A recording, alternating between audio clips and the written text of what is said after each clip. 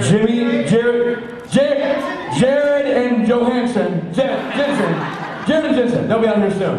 I think it's yes. So in the meantime, Loud and Swain, entertain the people, please. Here we go. Yeah. The way you want it, that's the way you need it, any way you want it. She loves to laugh, she loves to sing, she knows everything. She loves to move, she loves to move, she loves everything. All night, every night. So hold tight, oh baby, hold tight. So any way you want it, that's the way you need it, any way you want it.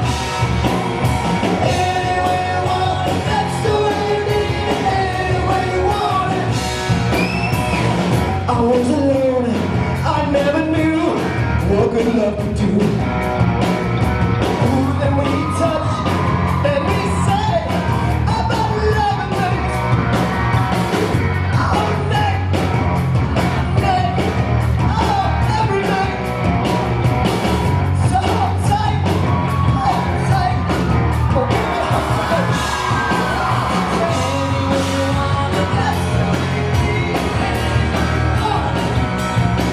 she said, any way you want it, that's the way you need it, any way you want it.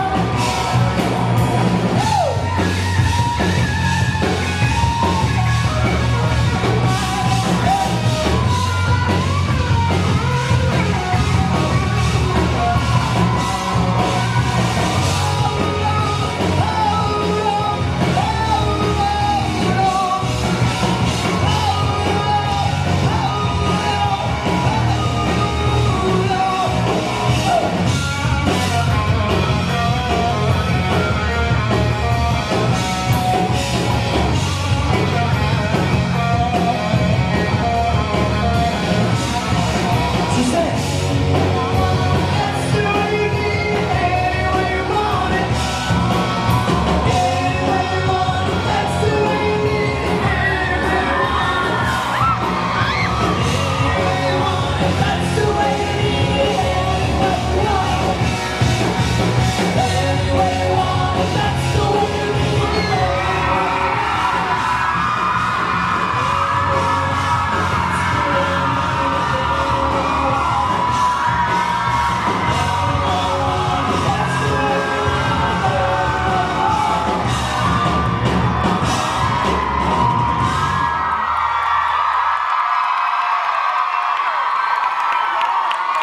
Ladies and gentlemen, the rest of Grace. What are you going to give yourself a heart attack? Anybody have any oxygen out there? That was a full bore workout. Complete and utter workout. I saw a hand. Yeah, that hand. I saw, yeah. Hi. Yeah, all right. Somebody bring out Rob's walker. Spade carrier. Hi, Toronto. There we go. All right, that's Rob's caretaker. Gentlemen, Something about my pants? pleasure. She likes pants. She likes pants. We love your pants! There are children here. Okay.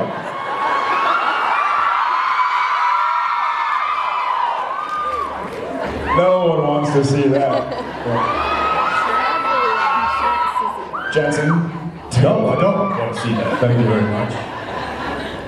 Hi guys.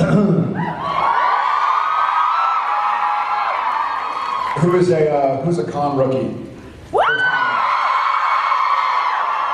Welcome, and welcome back to the rest of the family. Good to see you again.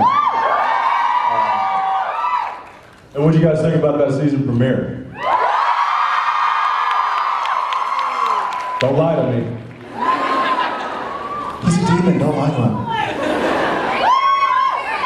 Has anybody not seen the premiere yet? Lynch them! Get them!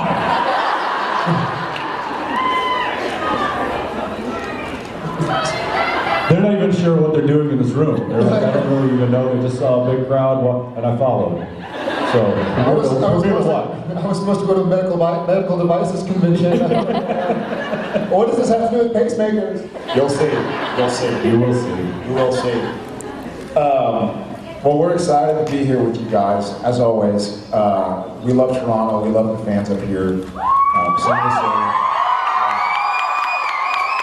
So cool to come back. I think he and I are both kind of pinching ourselves last night, walking home from dinner, going like, "Geez, man, like it's really, it's going. And we premiered it well, and y'all guys are bringing in new fellow viewers. So thank you. Super cool." Like we said earlier, if y'all keep that up, we might have to give you a season 11 premiere.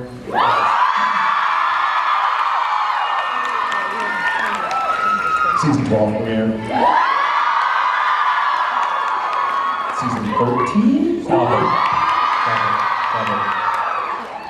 There were like 3 or 4 people here like, no, that's too many. That's where I cut out. Sorry, I don't do more than 12. Sam and Dean get dentures. All right, well let's get to sessions because we don't have a whole lot of time. So let's do it. Hello. Hi. Hi. I was wondering if you guys ever dreamed of that you're Sam and Dean, like a character. Do we ever dream that we're Sam and Dean? Yeah. You call that a nightmare, is what we call it. Not a dream so much. I don't know if I necessarily dream in character. I don't. No? I dream in colors. I dream in red. Come on, it's Pearl Jam. Yeah. No, I don't find myself dreaming in character, but I do find myself having sort of echoes of the day sometimes. When it's a really big day that you've worked really hard for, like if you're playing 2 characters, or if you're playing a demon character of yourself or an angel character of yourself, and it takes more work than usual, you get home and you're still kind of like in that mode. But I think I've been blessed so far that I'm not haunted by my dreams as well. So, does anybody here dream of Sam and Dean? I do dream of Dean.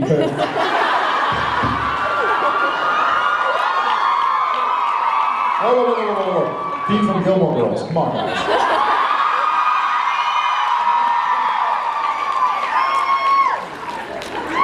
What did you think I was talking about? I don't even know what you're talking about now. Thank you. Thank you. I dream in Spanish. Hi. Hi. So I want to become an actor when I'm older, and you two inspire me so much for everything. And I was wondering if you had any obstacles to get where you are now and how you got over them. Jensen. Obstacles in becoming. Like where you are now, like how famous you are and how loved. It's, I don't know that I understand what you mean. Did you have any trouble?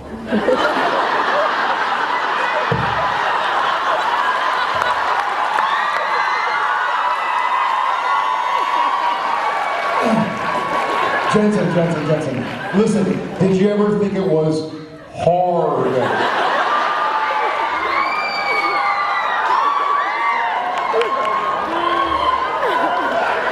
Maybe at one point in time, somebody said the word no. Nope. Yes, I think I understand. Excuse me, I think I'll handle this. I didn't know if it was too difficult.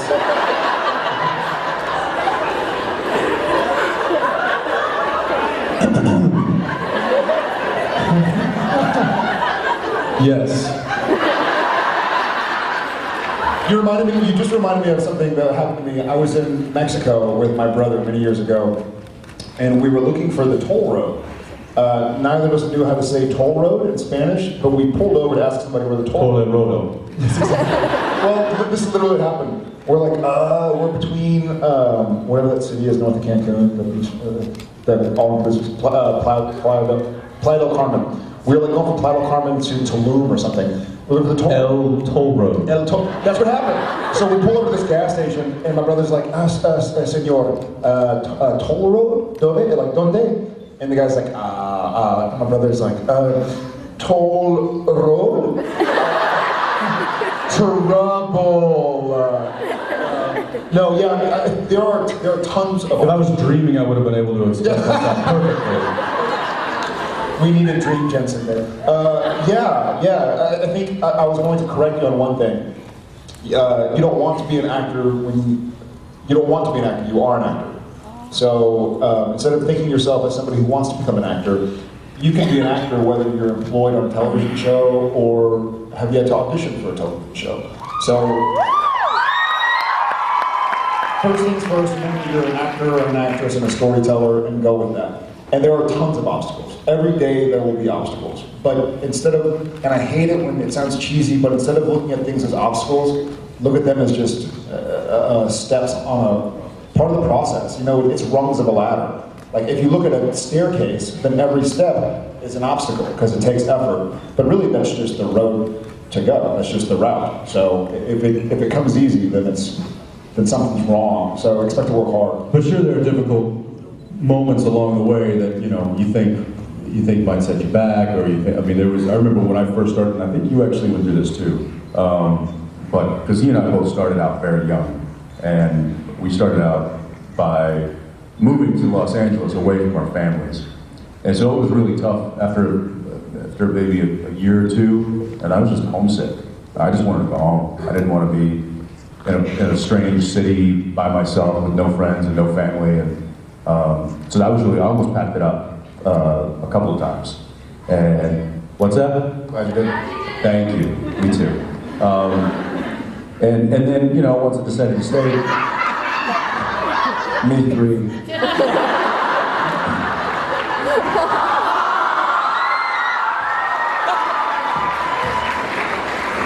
Yeah. Sorry, I'm gonna leave that alone. I blacked out for a second. What happened? But there were, and I'm sure you could say that there were roles that we auditioned for. Auditioning is tough. Auditioning is not a friendly game by any means, but it is part of the process.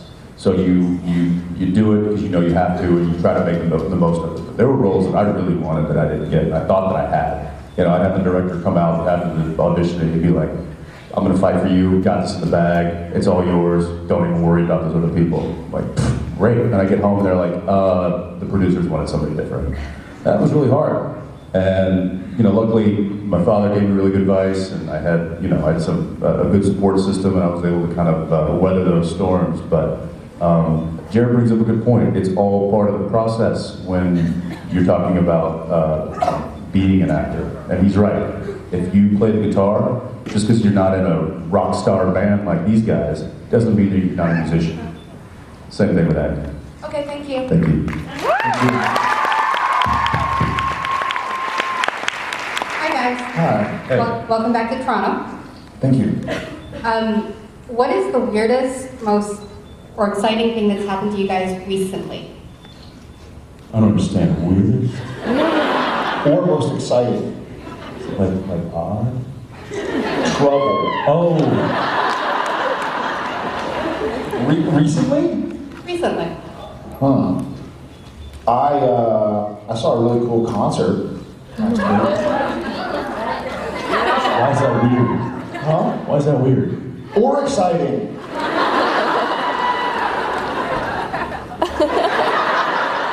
Well, in that case, this is exciting.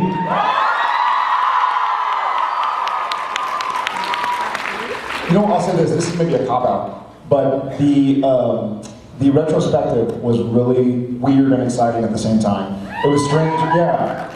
It was strange to see like season 1 and 2, Sam and Dean, and go like, who are those guys?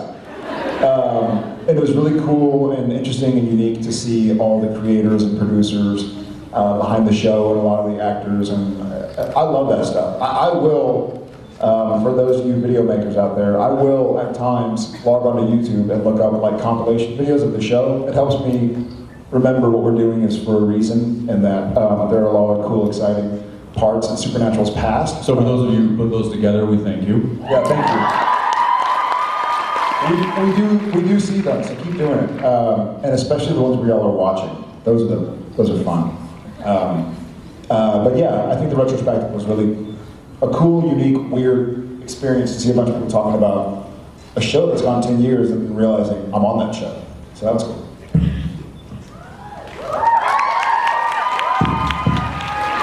Jensen. I found a scorpion in my sink. That was pretty weird. And also exciting. Because then I poked at it with my toothbrush for about a half an hour.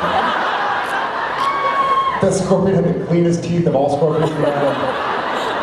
I imagine Jensen sitting there brushing the scorpion's teeth. Buddy, you gotta eat more vegetables.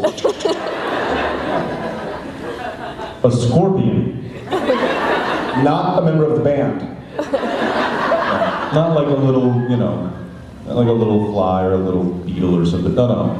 A scorpion in my bathroom sink. They're like, oh, I'm about to brush my teeth. Well, hello.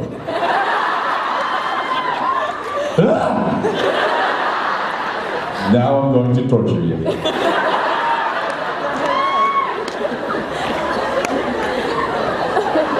you. I'm not getting a half an hour. I really. So finally my wife was like, really? Just leave it alone and flush it down the drain. I'm like, no, that's not fun. And it was his Dora the Explorer toothbrush, so he couldn't throw it away. Oh, heck no. He had to keep it. Keep that sucker. Hey. Hi, Batman. I noticed in Supernatural that you have a lot of Batman references. So I was just wondering, for both of you, who was your favorite actor to ever portray Batman?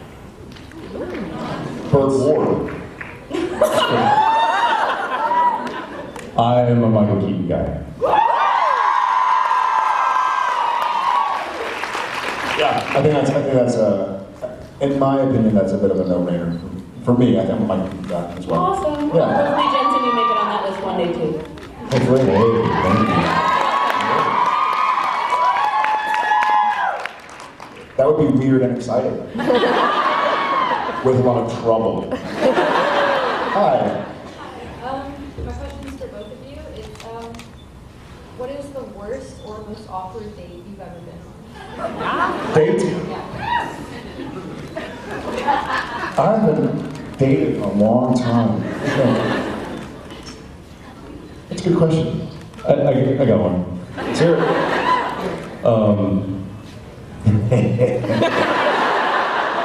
So, this was many years ago, and I met this girl out one night, and it was one of those where the next morning I had set up, that evening I had set up a coffee date the next day. Same person? Or different person? But in the morning, I woke up and realized that I had this coffee date with someone who I couldn't remember.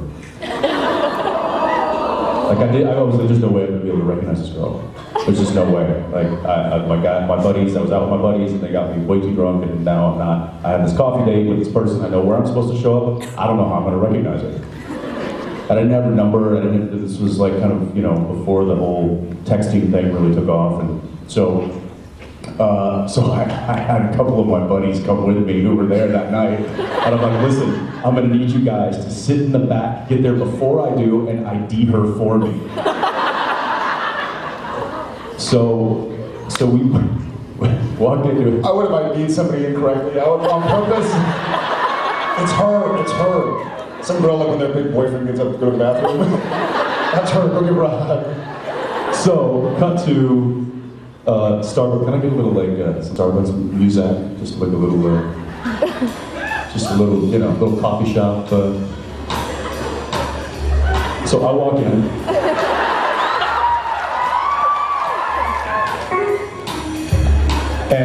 And I see this very attractive woman. And you're gonna play her right now. And I walk by her, and she looks at me with the long look like, hi. And I for some reason forget to look at my buddy, the one who actually ID'd her, because the one I'm looking at is like, Because he couldn't remember either. So I walk by, and she looks at me, and I'm like, and then, apparently, according to my friends, her face just fell. And she was like,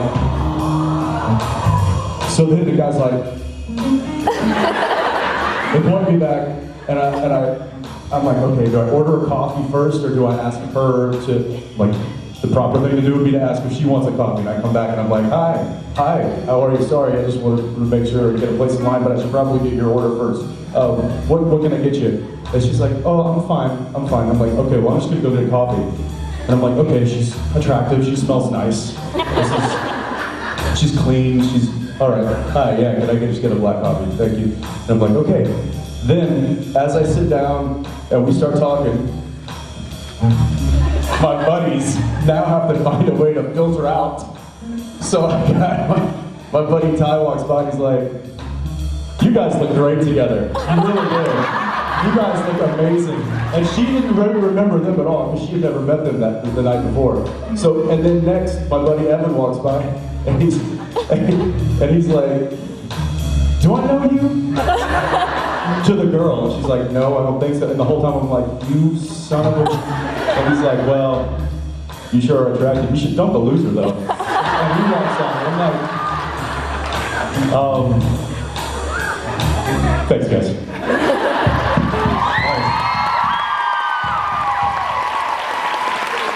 Needless to say, that was our last date. First and last. I First can't top and that. last. Not even gonna try. So, Thank you, and thank y'all.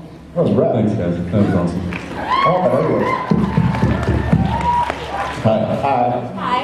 So my question is for Jensen. Sorry, Jared, I love you too. But so when Dean, because the season 10 starts like a week after season 9 ended, or however many weeks. So what was Dean's first thoughts when he woke up as a demon? What was, It was more than a week. It was a bit Yeah, of I think it time. was like 6 weeks, but Yeah. There was definitely some a time jump there. Well, you have to understand that Dean, as we know him, was essentially gone, and it's this twisted soul of his that is left. So when he leaves the note, Sammy, let me go. That's him going, look, don't come after me because it's not even worth your time. And he meant it. And so now he's off doing whatever he wants because he doesn't see the light. He doesn't see the goodness that is in him is twisted and virtually gone. How much of it's gone, that's to be determined. But he's done. He's done with living that life, and he's done with his brother. And he also knows that if his brother shows up, things might not turn out well. So it was for Sam's benefit that Dean said, leave me alone. And went on about his merry way, and is having way too good of a time, apparently. So, yeah, that's what I think he was thinking. okay, thanks. Yeah. Hi. Hi there. My question is for Jensen, though I would love Jared's. Oh. Wait, I said I would love your input as well. The what? I'd love your input as well. Oh, all right.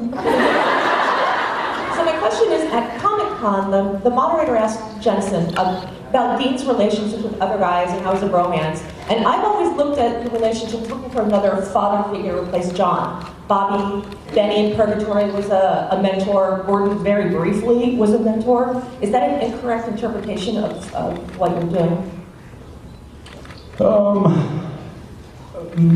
Maybe mildly. I don't think it's necessarily a father. Now, Bobby, yes, that could be argued as, I definitely think that Bobby was filling a paternal role there for both of the boys.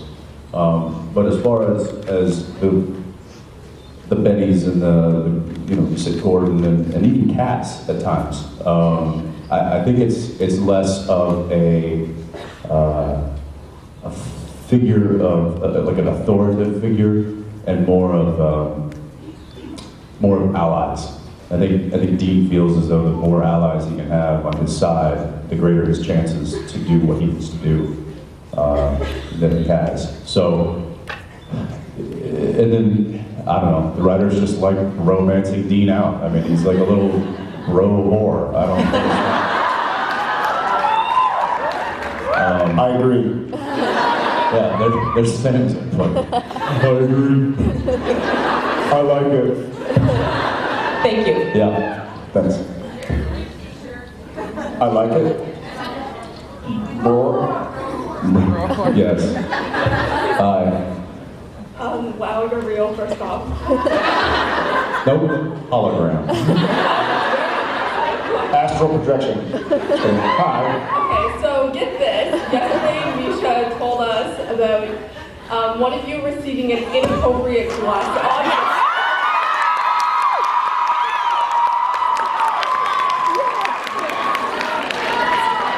I'm curious to hear both your sides of the story of this. Wait, who is that question to? Both of you.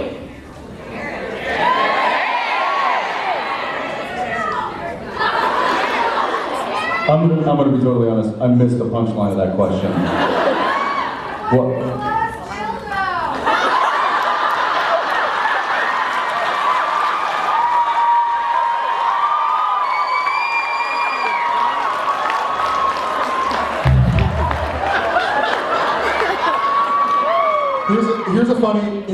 Here's why it's karma.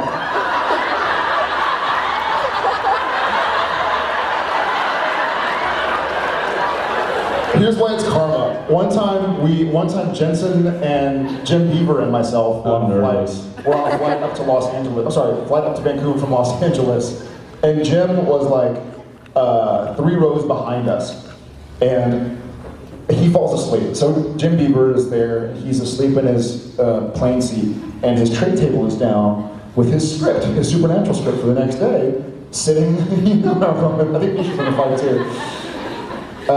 So Jim is asleep, and his tray table's down with his script on it, and I'm probably 3 rows up and right there. And so I turn around and I see he's asleep, and I'm like.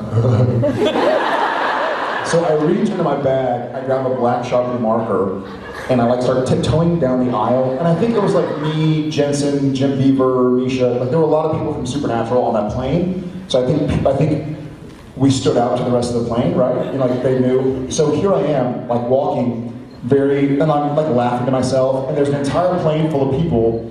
And I close Jim's script backwards, and I draw a part of the male anatomy on his big black Sharpie pen all over his script, and just leave it there, and I kind of giggle and run back to my seat. Over the ensuing probably half hour to an hour, I see people from like every single row on the plane sneak up to see what I drew, start laughing and sneak back. Finally, Jim wakes up and he's like, oh, what in God, Reader? So I remember thinking to myself, that's what happens when you fall asleep first on an airplane. Fast forward to flying home from the Dallas convention. I fell asleep first on an airplane. I did. And when I woke up, I had an email confirming the order of a glass sculpture. And I was like, I'm fairly certain I didn't order that. I was like, did Jen order it? Like, I don't know why I get a confirmation email. And so I was like, is it one of these? I've had probably 10, 15 fake emails over the last 2 weeks, like the Apple ID bull and like all the hacking nonsense. And I was like, maybe it's that. I shouldn't click on the link. So I don't click on the link, but I scroll down. I see a picture of it. I saw a picture of it. Wrap it up. Wrap it up. Misha put the wrong address for the sculpture. No, he put Some lucky ladies. surprise, surprise.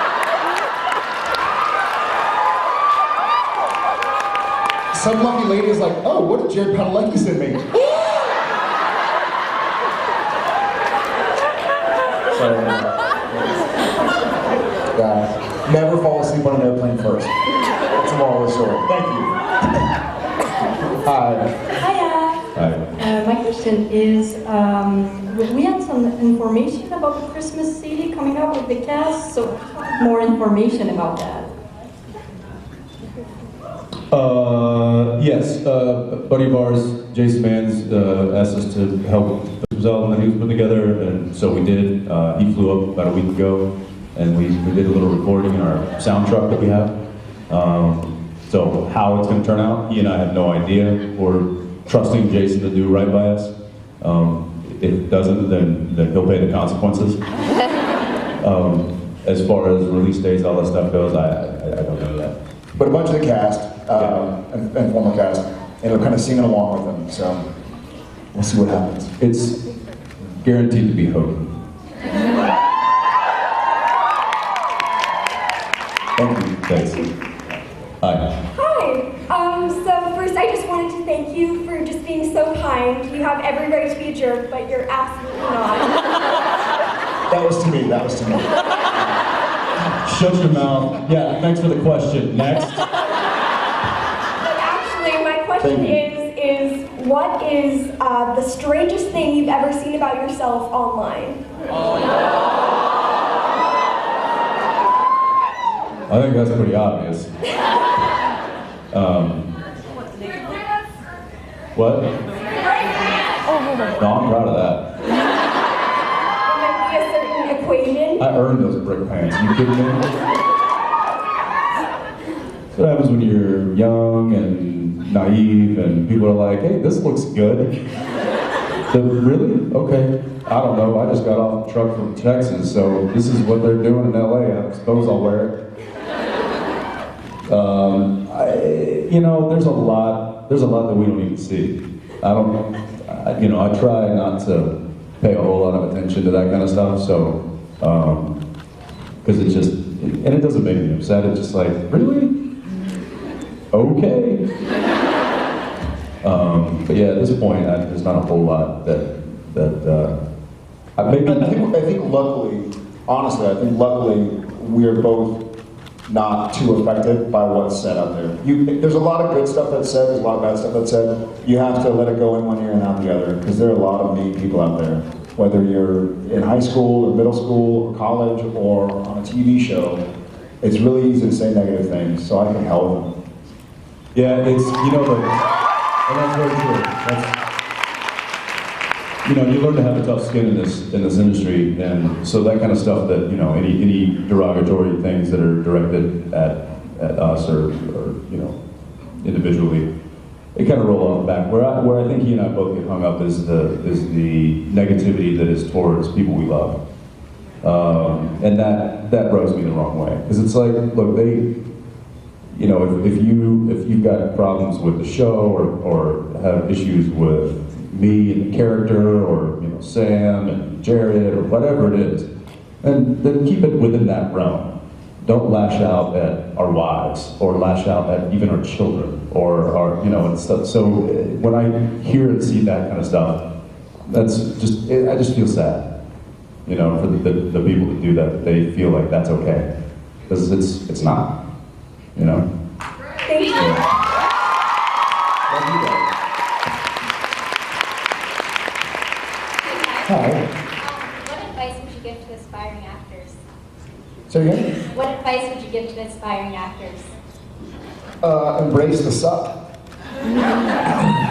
It's difficult. People, the term overnight success or instant success or something always makes me laugh. And he and I have done pretty well for ourselves as far as being able to work when we want to work, and if we're not working, it's usually because we're choosing not to. We've been pretty blessed. And it's taken, I've auditioned hundreds of times, maybe 1,000 times. I've had hundreds of auditions, I've had hundreds of no's, I've had a lot of things go wrong, and you work weekends, you work, I heard, I'm gonna bastardize it because I can't think of exactly what it was, but I heard a quote, something like, success is what happens when you're too busy to notice it.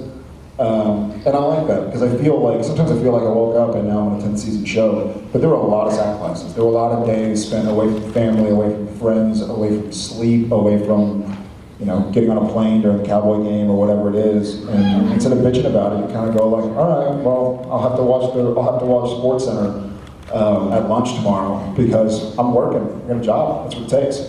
And hopefully your hard work is well received by your friends and family and others.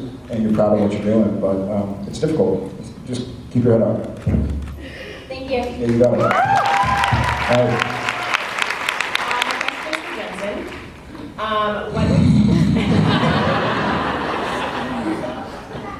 Sorry. We can keep him in this state for the rest. Oh, hey. Tell me about me. You can jump in if you'd like. I wouldn't lie. What was your initial reaction when you found out your character was turning into a demon? Positive. I remember reading it and going, oh, no, they didn't. I was excited. I actually have his reaction on camera. I have a YouTube video of him reading and going like, no! Oh no! Can you upload that? No. It was, I definitely was happy about it just because it was something new. I mean, after 9 years of doing this, to throw a curveball like that was like, oh, sweet. I mean, I like when we turn the tables on each other, when the stories get flipped upside down and it goes to a place that maybe one was expecting, but I think, I've said this along, is it a lot of times, because it was said to us, is give them what they want the way they don't expect it, and I think it was something that was going to happen sooner or later, so I liked how they did it. He was nowhere near as happy as I was to go like, thank God it's not me playing another character. I've had my share, so I was happy to see him do it. Okay, thank you.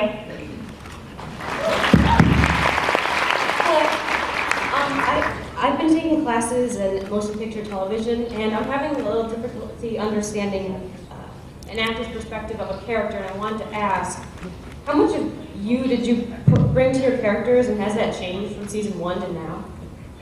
I think it's changed a ton. You bring a lot of yourself. It's the only thing you have to offer that no one else has to offer. There will be taller people, shorter people, more handsome people, less handsome people, funnier people, less funny. I mean, the only thing you have that nobody else has is you. So you have to let the character swim inside of your soul and then come back out the other side. And I think, I was having this discussion earlier, that's funny, but I think good writers start writing towards the actor, not just the character. I think a good writer will see what Jensen's doing and see what I'm doing, and as the seasons progress, start saying like, oh, I see the way Dean is playing this character, I'm gonna write to that. It's a symbiosis, right? Where we do something because we like the character doing that, the writers see it, and they start writing more of that, and so we get to do more of it, and then they, so you bring a lot, and I think it's kind of all you have to offer is your own memories and emotions and personal feelings of the character. Yeah, I would say that after a while, the character really kind of starts to take on a life of his own after you've lived with him for a while, and I think it was the same with both of us. In the beginning, yeah, you offer a lot of yourself within the character, or you find what parts of the character that you identify with personally, and that you kind of hyperbolize those, and that's what creates the character. But then after a while, the character really kind of takes on his own identity. And so Jared and I have been very fortunate enough with the fact that we've had over 200 episodes to truly find the identity of these characters and create the identity of these characters, and work with the writers and the directors and the other cast members on how that character develops and how the relationships develop and so on. So I think from an actor's standpoint, what they give to the character is simply that. They find what they identify with in that character in themselves, and they expand upon that. I think one of the best ways to study that for future studies is Hamlet. I think because it's taking a specific script, if you will, and you're seeing many, many talented actors and their portrayal of Hamlet. It's not like James Bond, because even though there are 6 James Bonds, they all have different scripts, so characters are different. But you can go watch 4 different Hamlet movies starring 4 different great actors and see how each one differs and brings a bit of themselves into it. Yeah, Hamlet or Saved by the Bell, the college years. Well, that's the obvious choice. Yeah. Really nails it. Good luck. Thank you very much. Cheers. Hi. Hello. Thank you so much for making Sam and Dean. Pretty good. You got it, thank you. So my question is, what was the biggest learning you got from Sam and Dean characters to your lives and to your careers? What's the biggest thing? Keep fighting. I think it's keep fighting, you know. A lot of stuff gets thrown your way, a lot of stuff gets thrown in your lap. It's just like the acting questions. You know, don't take no for an answer. Like, find a different way. If this way is not working, try something else, but don't give up. It's always worth the fight. I really like the line that Bobby gave Dean that family don't end with blood.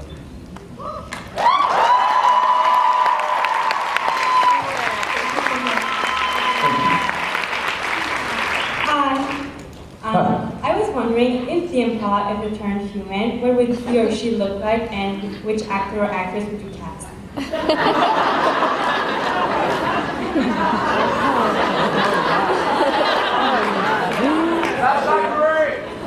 Who?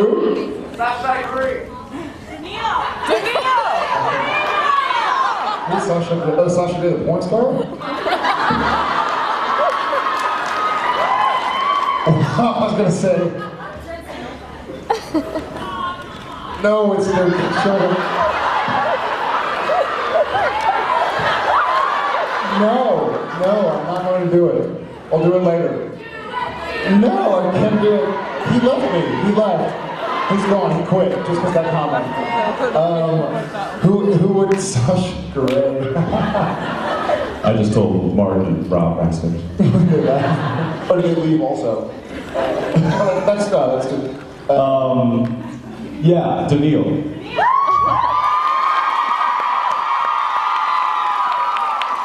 Great choice, by the way. No. Actually, and after hearing what Jared said, I'm not going to pick my wife. I'm not going to pick my wife.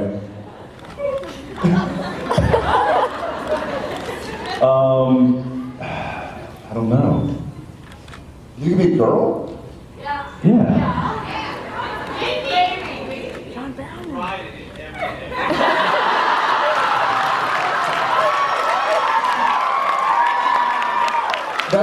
That's similar to my comment, funny enough, which I still. And we could both fit in her. No, that's what he said.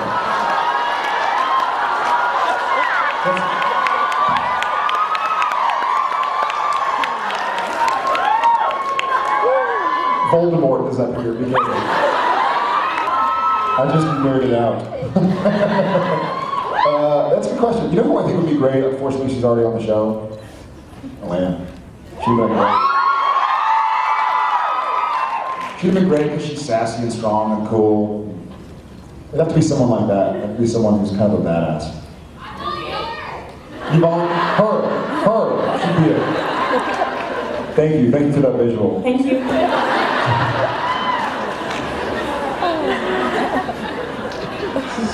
By far the most R-rated show we've had.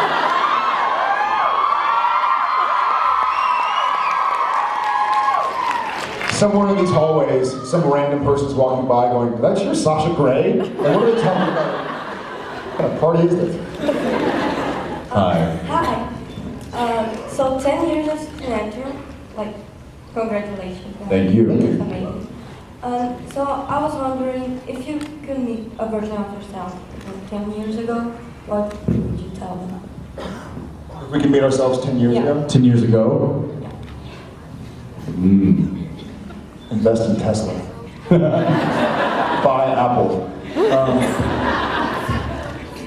What's funny is Buy a place in Vancouver. Stop renting. it would be, for me, it would be the exact same lesson. It would be the lesson that I've learned. It would be just keep fighting. Like, it's going to get difficult. And it was tough. The first year we were in Vancouver, this is literally, it rained 38 of the first 40 days in 2006. It rained every day except for one in January, and then it rained like 6 of the first 9 days or something in February.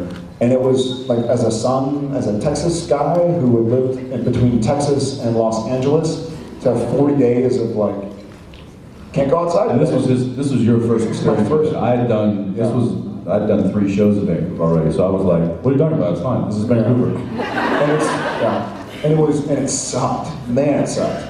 And it was tough to see the forest for the trees sometimes, but I would say stick with it. It's worth it. To borrow Richard Spate's saying, the juice is worth the squeeze. So keep squeezing.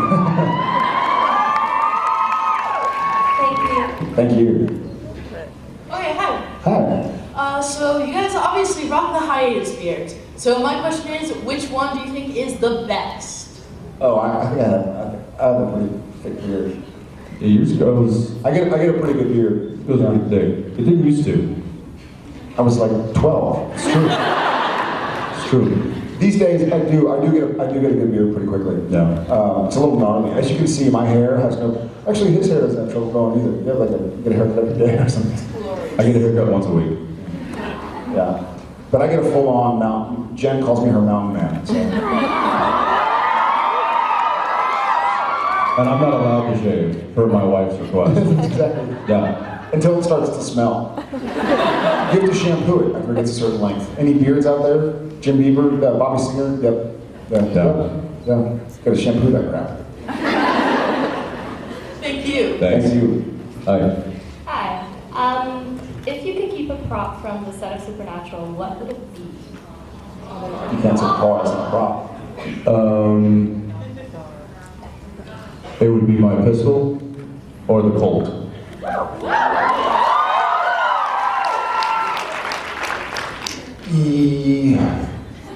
Actually, I'm going to say it's the Colt because my pistol that I use, the Colt 45 that is Dean's, the chrome with the etching on it, is actually a replica. It's a knockoff. It's a replica of an actual Colt. But the guy that actually did the engraving is getting me a real Colt and going to make an exact replica of the one. So it's weird. It's going to be a replica of a replica, but real. Yeah. It's like a double negative. Basically, it's real. Yeah, he's going to make me a real one. So then, yeah, I would have to say the Colt is probably bigger. I keep all my characters' watches. I have every watch my character has ever worn, going back to anything I've ever done. And I've actually auctioned a few for charity. But yeah, I have the watch from every season of Supernatural, other than the ones that I auctioned off for charity.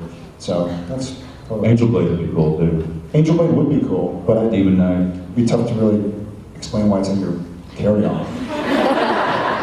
Oh, nothing. You ever seen a Demon Traveler? Yeah. His plane is safe. What would you take? Oh, I was. Salmon. We are not props. I would actually take the first blade. The first blade? Yeah. Oh, that's cool. I might take the Demon Blade, just because it's kind of, my wife. Just take every weapon. Yeah, just take the entire Impala cache, weapons cache, even the grenade launcher, which still to this day I want to use so bad. Every time that trunk opens, I'm like, oh, one of these days, you and me are gonna blow some stuff up. Yeah. Oh, totally. Thank you so much. Thanks. Yeah. Hey. I know you guys do a lot. Oh, okay.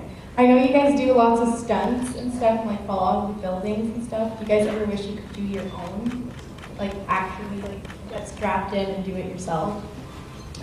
We do. I think we do just about as much as we're allowed to do, as far as insurance is concerned. I always thought it was so fun to do it until I saw 2 different stunts on Supernatural. One was the big angels getting tackled out of the 4th store window or whatever in the West. That scared the bejesus out of me as I was watching from the street. I think there was a convention going on at that time too. Anybody else see it? The other one was my stuntman being hit by a car. It was one of those situations where I felt like I was watching I felt like I was watching somebody get killed. It's a terrible feeling. So that's when I knew I wasn't really a stuntman. What is it Harrison Ford says? I run, jump, and fall. And the stuntmen do the real things. So the big car stunts, those are pretty scary. Get hit by a car, or flip a car or something. It's cool, but there are much tougher guys than me to do such things. That's how I feel. Yeah, we do as much as we feel comfortable doing and as they feel comfortable letting us do it, and which is a fair enough. It's a fair amount. I mean, it's we do most of all the hand-to-hand fighting and the falls and running and falling and stuff, but the big stuff that you really, there's like a 50-50 chance of breaking something, they don't really let us do that stuff. Exactly. So, yeah, thank you. Hi. Hi guys. So looking at your filmography, I've noticed that you guys tend to gravitate toward the horror genre, and I was just kind of wondering what it is about that genre that draws you in. I would say that genre gravitates towards us. Yeah, true. It's a combination of things. More often than not, I mean, this show was very specific. I think he and I both cared about the characters and where the show looked like it might go for the 2 or 3 seasons it was going to get picked up for. But I think as far as movies and whatnot, I think there was, when we were still giving up our summers to do movies, that's, horror films shoot quickly, is what I'm trying to say. If you want to be Captain America or Batman, you need 10 months, you know? You need 10 months, like 4 years in a row. It's basically like shooting a TV show. Lord of the Rings was like a 24-month shoot or something.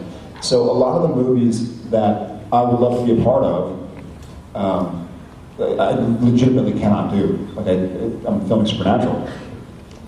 So that's why I think we did a lot more. But I also enjoy it. It's a quick, easy way to tell a story, have fun, have a good time, and say, see you later. But going back to what I said too, once you kind of get into that genre, once you kick the door in and you succeed or have remote success in that genre, then other people in that genre look at you and they're like, oh, let's get Jared from Supernatural to come star in Friday the 13th, or let's get Jensen from Supernatural. You know what I mean? So it really does kind of gravitate towards us because we're in this genre and we've had some success in it.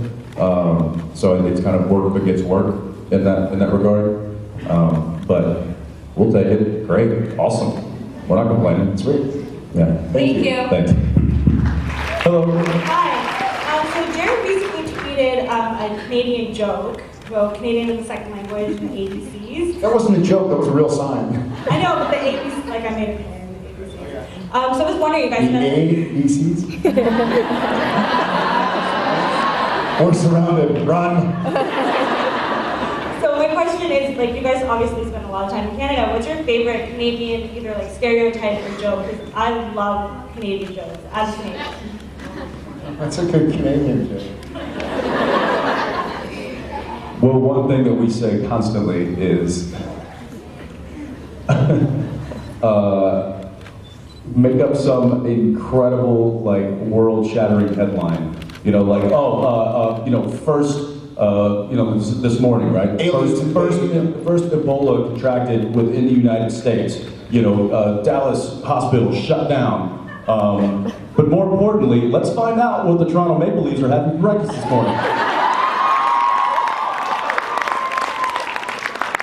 Or it'll be like the top 10 sports highlights, and the top 6 will all be hockey. It'll be like, we have like the most amazing catch the NFL has ever seen in 10 years, and it'll be like number 9 behind somebody doing a hat trick. yeah. Like the Giants catch, the David Tyree thing, catching on his helmet. Yeah, one of the greatest catches ever. That was like number 6 to like the Canadian scrimmage. It was like, and here was a save. Yeah, and here for the junior hockey team.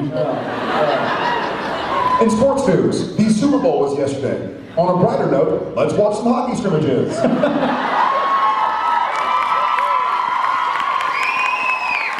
There were, not a word of exaggeration, there were 40 NCAA football games played yesterday, 40. I woke up this morning, I watched TSN for over an hour and saw 0 minutes and 0 seconds of coverage of college football.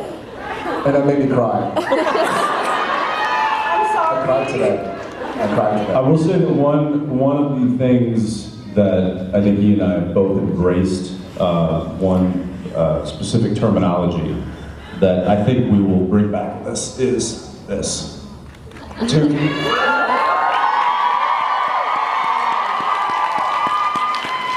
Which, what the hell is a toque? But I guess it is. What the hell is a Canuck? You can see, Just make stuff up here. I love it. it says tuqua. Thank you. Thank you. Cheers. Thanks. Hi. I wanted to know if the show made the actors as emotionally distraught as the fans. I will say no, because we have more control when we get emotionally upset about something. We fix it. You guys are just subject to whatever we do. Yeah, we certainly get there with the characters, but I think we do it. I don't often. I think they'll certainly watch the show more than I do. So if I do 10 takes of a really emotional scene, don't get me wrong, I'm killing myself in that scene. I'm going through it. I'm really having a, and like the finale of season 8, I gave it my everything for 2 weeks straight. When you watch those scenes, the emotional scenes, does it bring back emotion? Or is that so distant? It doesn't bring back that level of emotion. No, not that level, but like I know that if I watch, like sometimes if I catch like a scene, like an emotional scene that was shot, 4 or 5 years ago, it'll like, absolutely, it'll get me. More than like some incredibly dramatic movie that I watch. It just that little, because it touches that where I went that day. Absolutely, it's like watching one of your worst moments. We certainly don't pretend to be sad when we're Sam and Dean. We are sad when we're Sam and Dean, if they're sad. But I don't torture myself with it and watch it over and over again. I've had to live it, so I don't want to go back to it. Because we lived it, yeah. But yeah, effectively we do go through those same emotions. Thank you for going through it with us. Thank you. Got it. Hi. You've seen a lot in the gag reel, and I was just wondering if you could flash the crowd a little blue steel.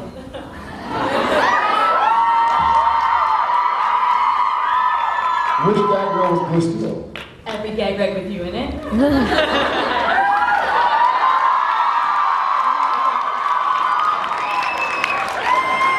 Damn good. It was like crimson steel.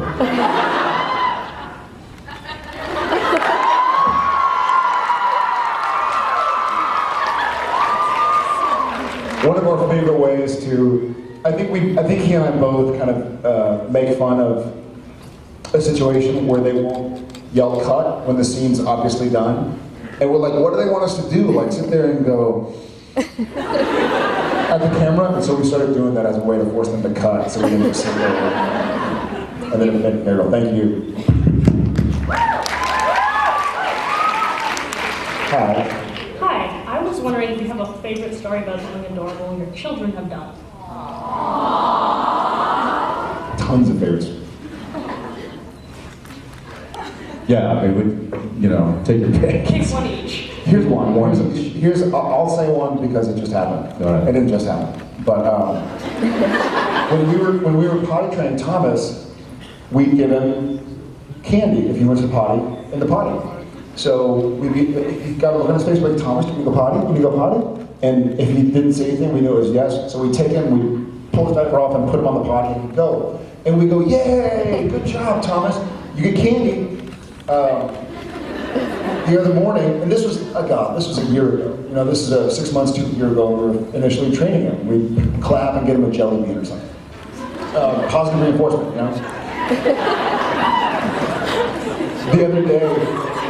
The other day, my closet is through the bathroom, so like you have to go into the bathroom to get to my closet. And it was in the morning, and I was getting some workout clothes or something. And so I went through the bathroom into the closet, and then as I got changed, and I left my closet, started walking, this is in Austin, and I started walking back towards the bedroom I was going to go for a run. And Thomas ran around the corner, and he saw me walking out of the bathroom, and he goes, Daddy, you go potty? Yay, you get candy. You go potty? Hey, you want candy? You want chandy? He calls it chandy. Because he can't say cuh, so he says chuh, like car is char, cake is chake, cookie is chookie. You want chandy? You get chandy? Hey, Dad, you go potty. Right? Okay, I want chandy. What's he called, Cliff? Chiff? Chippy? Uncle Chiff? I got I'll show you, bring up my phone. My wife sent me 2 pictures, this was maybe 3 days ago. They're in Los Angeles right now, and I was up on set working. And it was Oh yeah, it was actually the premiere. It was Tuesday, and there's the shot. There's a shot of JJ underneath the TV, and when she took the picture, it said "Supernatural" across the TV, and JJ's pointing at it. Then the very next picture, is a close-up of my head in the TV, and she's doing this. And my wife just put underneath there and said, she's asking you to pick her up. That one hurt. That one hurt. And I happened to be there, so he had to pick me up. I did.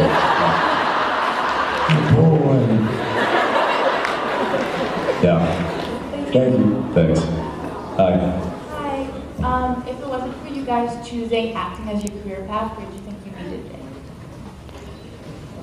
I would love to teach.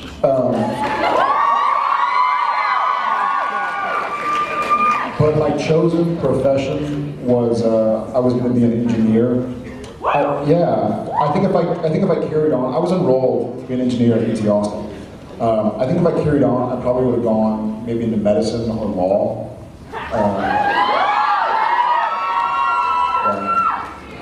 My brother has been a big influence in my life, and he's a surgeon. And he actually did engineering and pre-med in college, and then went on to become a doctor and a surgeon. My cousin is one of my best friends, he's an ER doctor. They love medicine, and I think if I wasn't acting, they probably have enough influence in my life that I probably would have been like, sure, I'll become a doctor with my brother and cousin. We'll have like Padalecki Clinic in Austin or something like that. A bunch of tall Polacks walking around like, you need me to fix you? Bonking our head, banging our heads into walls. So yeah, engineering or maybe medicine or law.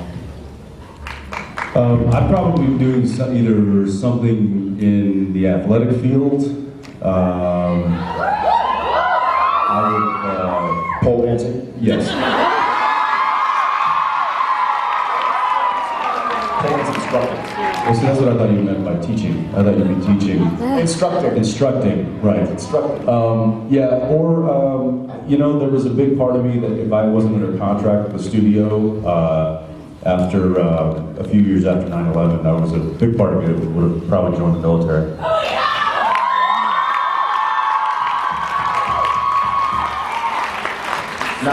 Not the American military. He actually would have, picked a small country that wasn't engaged in battle and joined their military. But still, nonetheless, The Samoan military. I mean the Swiss National Guard. somebody not engaged in conflict. I think this might be our cue. Wait, which side did you just ask? Get a question from? That was over there. So who's next? So it's time for, gentlemen, can we get a little last question of the panel music while I bring up our last question of the panel? Oh yeah. It's the last question of the panel. It better be a good question, cause it's the last question of the panel. No pressure for this young lady. Absolutely no pressure. But what you gotta do is fulfill your wishes and dreams by asking the question that you didn't get to ask. It's all on her shoulders. So here we go right now. So no pressure. Right. I was wondering if budget was no issue and you guys could control the music, what's a song that each of you would pick? That song, actually, the last question. Last question. Yep. The very last question. Here's the last question. Of the panel, the most brilliant question. So great, what a question. Last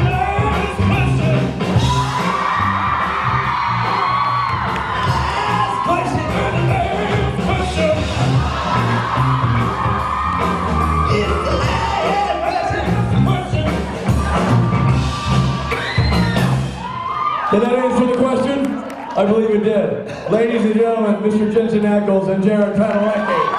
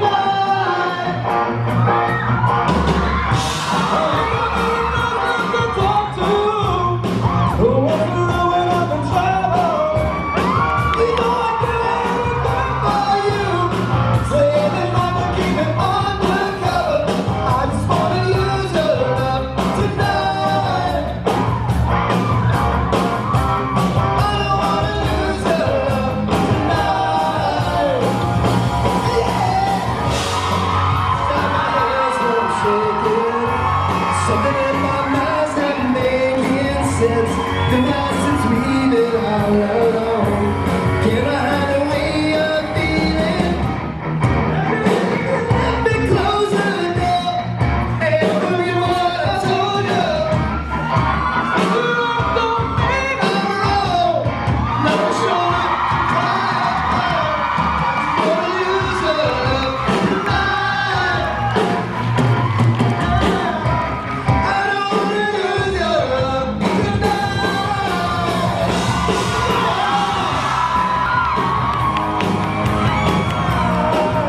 There they go. There they go.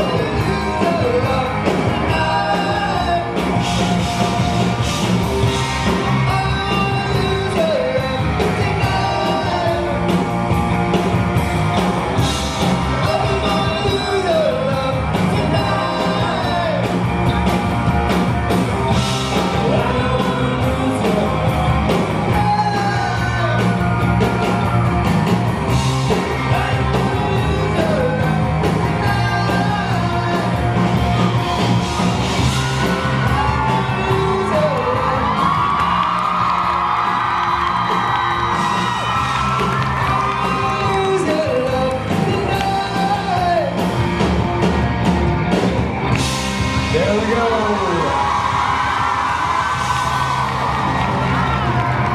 Here goes the jump. Here goes the jump. Here we go.